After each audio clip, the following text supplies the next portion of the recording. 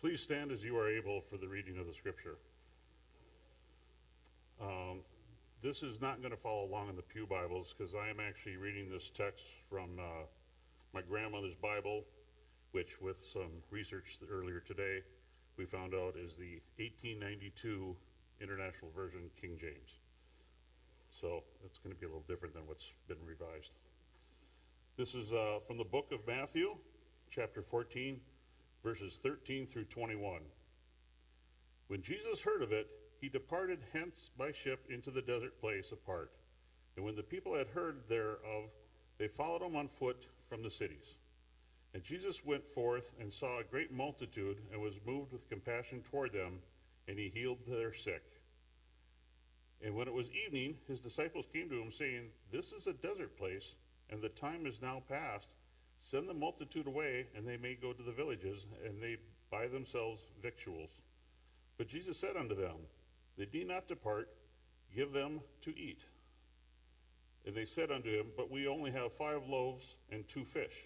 He said, Bring the hither to me. And he commanded the multitude to sit down on the grass. He took the 5 loaves and the 2 fishes, and looked up to the heaven, and he blessed and brake, and gave the loaves to his disciples, and the disciples to the multitude.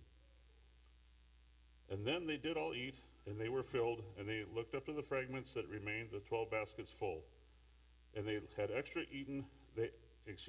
and they had eaten all but the 5 baskets, and 5,000 men, besides women and children. You may be seated.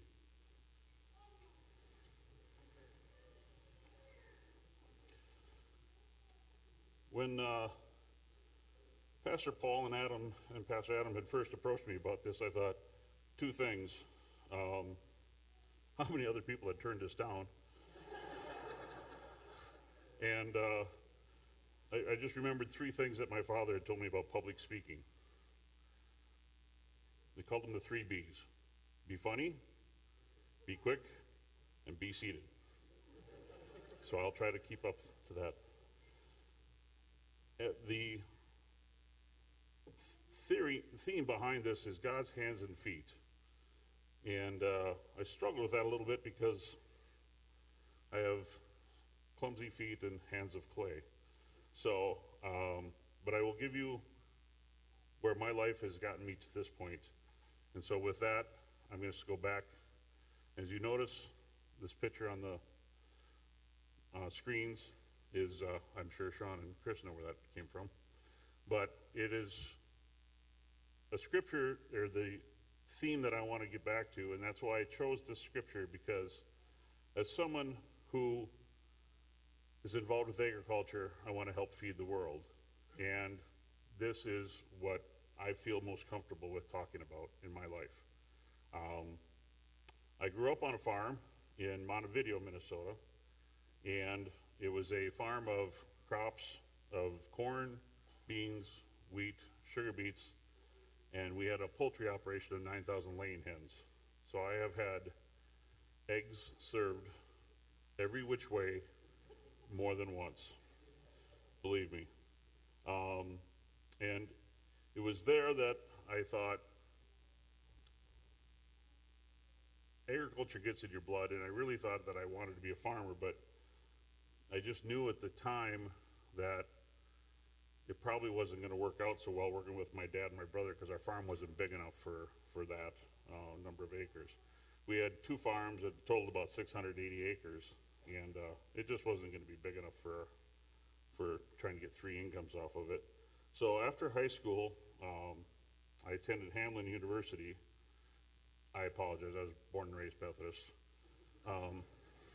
But I was a 3rd generation Hamlin Piper, so take that for what it's worth. And then I was there, and although I was enjoying myself, I just didn't really fit in with the liberal arts college and the general studies. And I knew I wanted to be a little more specific. And so I talked to my dad, and him and I basically agreed that I should probably transfer to the University of Minnesota, where I got an agricultural business degree. So I knew I wanted to do something in agriculture. It's there that I pursued a agricultural economics degree, and I had two internships, one in 1984 with which is now called Dow Agro-Sciences, and that was the summer that I probably had the most profound effect on the rest of my life. I worked with a gentleman who, my internship was from April through November, and he asked me in April, he said, "Why do you want to be in agriculture?" And I kind of stumbled over my words, and he said, "No, I'm not asking for your answer yet. I want you to give me your answer at the end of the internship." I said, "Okay." So we did lots of, when you do these research things, you're walking fields upon fields upon fields. You're just walking forever, and you're digging up dirt, and you're looking at roots and rhizomes and pests and weeds. And after about, a full season of that, I was like, I'm not so sure this is what I want to do as research. But at the end of it, he asked me, he said, "Okay, Paul, what's your answer? Why do you want to be in agriculture?" And I said, "I want to help feed the world." And that's been my personal thesis ever since, is I want to help feed the world. And I didn't know it at the time, but it gave me the direction that I was probably looking for the rest of my life.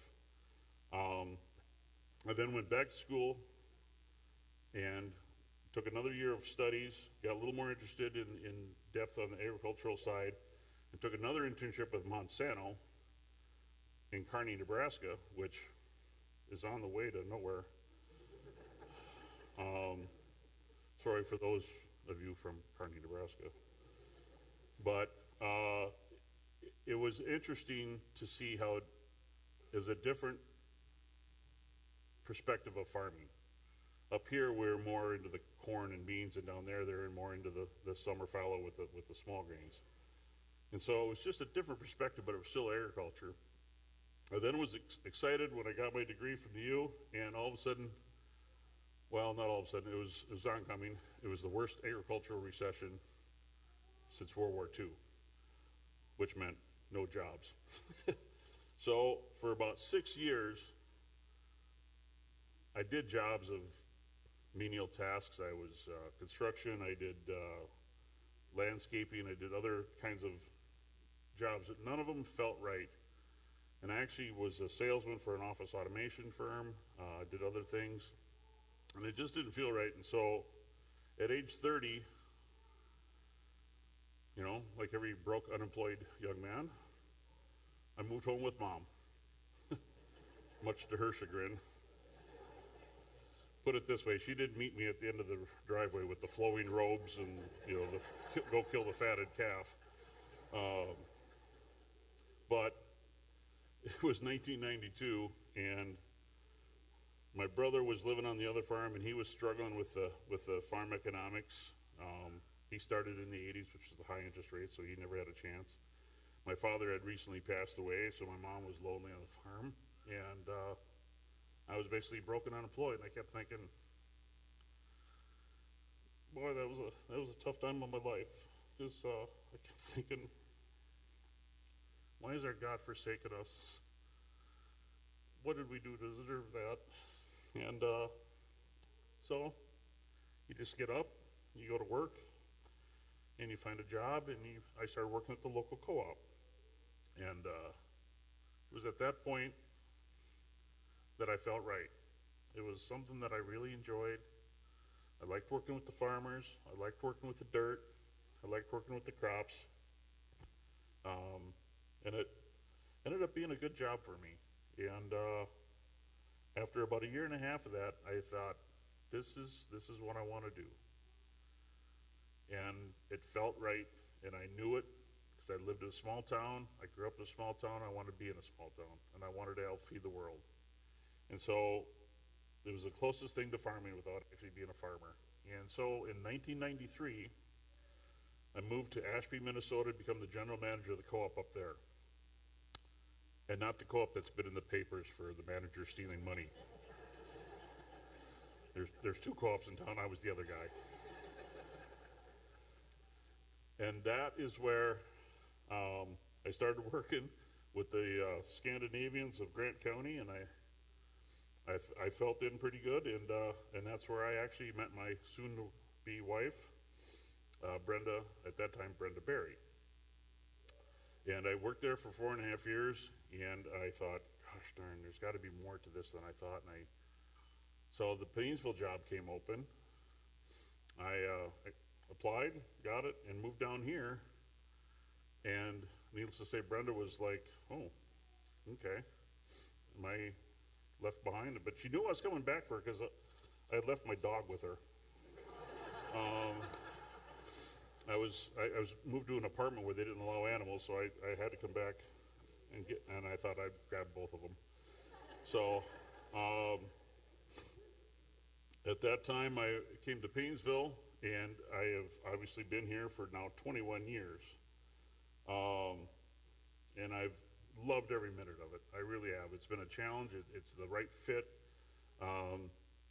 And like when we first got married in 1999, we were trying to figure out a place to live. Of course, being a farm boy, I wanted to live in the country, and my wife, being from the city of Ashby, she wanted to live in town.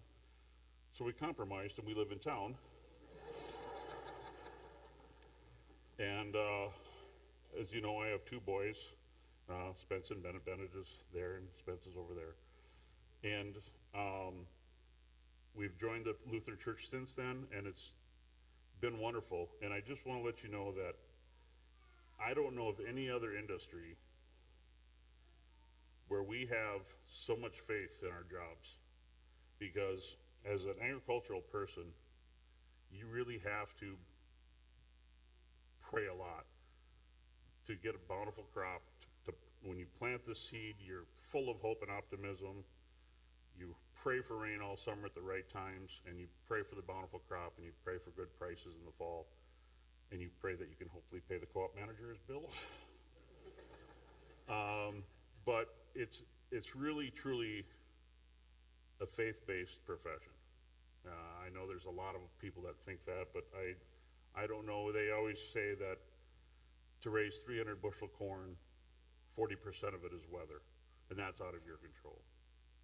So I don't know too many jobs where 40% of your profession is actually out of your hands and in the hands of God. So it's been my faith journey to get to this point in my life. As I come down the final stretch, if you will, I'd like to think that I've helped feed the world, but I guess it reminds me of the quote from Richard Nixon, the president who was disgraced, who said, "What are your memoirs going to read?" And he says, "Depends on who writes them." So have I helped feed the world? I guess I'll leave that in God's hands. And in closing, with permission, I do have one joke. And any of those who know me, I can't go with a mic without one joke. And the three most nervous people in this room are Pastor Paul, Pastor Adam, and my wife. So Ole, good Scandinavian Lutheran that he is, moved to a small town in Stearns County where there was nothing but a Catholic church. And during the Lenten season, one year when he first moved there, he was out on his deck on a Friday afternoon grilling his venison. The smell was going over the entire town. Of course, Catholics were all jealous of that smell of that on their grill. And they said, "Gosh, what are we going to do? We can't take this anymore. That smells so good, not the red meat on Fridays." And one of them said, "Maybe we should make Ole a Catholic." "Oh gosh, that'd be a good idea." So they approached Ole and said, "Hey, Ole, have you ever thought about coming to church here at the Catholic church?" He said, "Oh yeah, I've thought about it." So, "Well, you should come down." So they did that, and for the next few weeks, Ole went in and sat in the front row and was just enthralled with the Catholic Church, and everybody went out of the way to welcome him and make him happy. And after going through the indoctrination, the priest said he became a member, and he said, "Ole, you were born a Lutheran, you were raised Lutheran, you are now a Catholic." Wonderful. He was a Catholic from then on. And was that following spring during the Lenten season, he was out there grilling his venison steaks, and of course the smell of that was going over the town, and they're like, "Oh my gosh, that must be Ole. He must not know that we can't eat red meat on Fridays." So they went up to him and said, "Ole, you're a Catholic now. You can't be grilling your venison on a Friday afternoon during Lent." So he raised the hood of the grill and he looked at the venison. He said, "You were born a deer, you raised a deer, you are now a walleye."